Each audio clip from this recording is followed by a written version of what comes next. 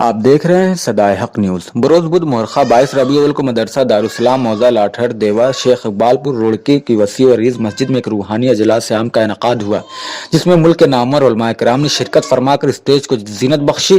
نیز قرب و جوار سے آیا ہوا ایک جمع غفیر پروگرام کی کامیابی کا ضامن بنا۔ پروگرام کا آغاز محمد دانش صاحب استاد مدرسہ حاضہ و مولانا قاری محمد محسن متعلم دارالعلوم دیوبند کی تلاوت سے ہوا۔ بعد مدار رسول قاری محمد احتشام نے جناب عزت مآب نبی اکرم صلی اللہ علیہ وسلم کی شان میں ہدیہ تہنیت پیش کیا۔ پروگرام میں مہمان خصوصی کے طور پر تشریف لائے ملک کے نامور محدث حضرت العلام جناب مفتی محمد فاروق صاحب مدنی شیخ الحدیث مدرسہ اشاعت العلوم اکل کوا نے ملک کے موجودہ حالات پر روشنی ڈالتے ہوئے فرمایا کہ ملک اس وقت حال خطرات عظیم سے گزر رہا ہے۔ دن بدن کوئی نہ کوئی حکم فرعونی ہمارے اوپر مسلط کیا جا رہا ہے اور یہ ہمارے گناہوں کا نتیجہ ہے۔ اس لیے ہر انسان گناہوں سے اجتناب کرے اور قرآن و حدیث اور سنت رسول کو مضبوطی سے تھامے۔ نیز بچوں کی تعلیم پر زور دیتے ہوئے فرمایا کہ ہر مرد مومن اپنے بچوں کو قرآن و سنت کی تعلیم سے آراستہ پیراستہ کرے، کیونکہ قرآن و سنت کی تعلیم انسان کے لیے دنیا و آخرت کی کامیابی کی ضامن ہے۔ اس کے علاوہ دیگر مہمانان خصوصی نے بھی وعظ و نصیحت فرما کر رجوع اللہ کی دعوت دی۔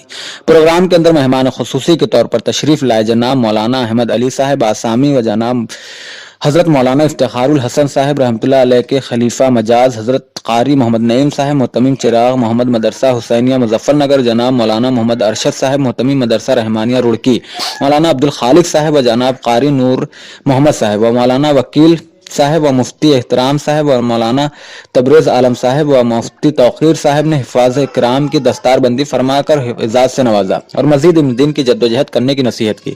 جلسہ کی صدارت مہمان ذی وقار ہر دل عزیز جناب ڈاکٹر محمد مسعود صاحب نے فرمائی۔ مدرسہ کے محتمم جناب حضرت الحاج قاری محمد شمیم صاحب نے ملک کو قرب و جوار سے آنے والے تمام مہمان اکرام کا تہ دل سے شکریہ ادا کیا۔ نظامت کے فرائض مفتی محمد سلیمان صاحب استاد مدرسہ حاضہ نے انجام دیے۔ علاوہ ازیں منتظمین اور اراکین کمیٹی میں خصوصی طور پر مدرسہ حاضہ کے خادم استاد مولانا محمد صاحب قاسمی اور دیگر حضرات نے تمام مہمانوں کا پرتپاک استقبال کیا۔ اس طرح جلسہ قاری محمد نعیم صاحب کی رقت آمیز دعا پر اختتام پذیر ہوا۔ آج کے لیے بس اتنا ہی، آپ سے وداع لیتے ہیں اس امید کے ساتھ کہ پھر ملیں گے۔ آپ دیکھتے رہیں صدائے حق نیوز۔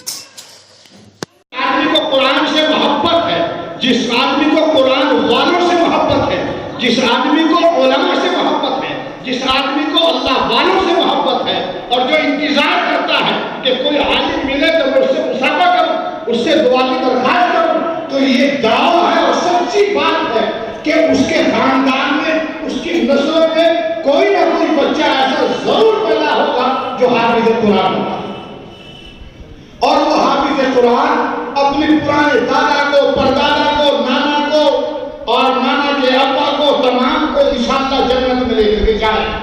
یہ ہے تعلق۔ اس لیے میرے بھائیوں اور بزرگوں، ان علماء پر کسی طرح کا اعتراض کرنا یہ اپنے لیے نقصان دہ ہے۔ ایک بات یاد رکھو، ایک مثال میں کیا کرتا ہوں جو میری اپنی مثال ہے کہ آپ اگر کسی کو برا بھلا کہہ رہے ہیں یا دعا دے رہے ہیں یا دعا اس کے لیے کر رہے ہیں یا اس کی غیبت کر رہے ہیں تو اس کی مثال ایسی ہے، ایک بال ہوتی نا گیند، اس کے اندر ہوا ہوگی تو اس کو سامنے دیوار پر پھینکو تو دیوار پر لگنے کے بعد تیزی کے ساتھ وہ آپ کی طرف لوٹتی ہے، ایسا ہے یا نہیں؟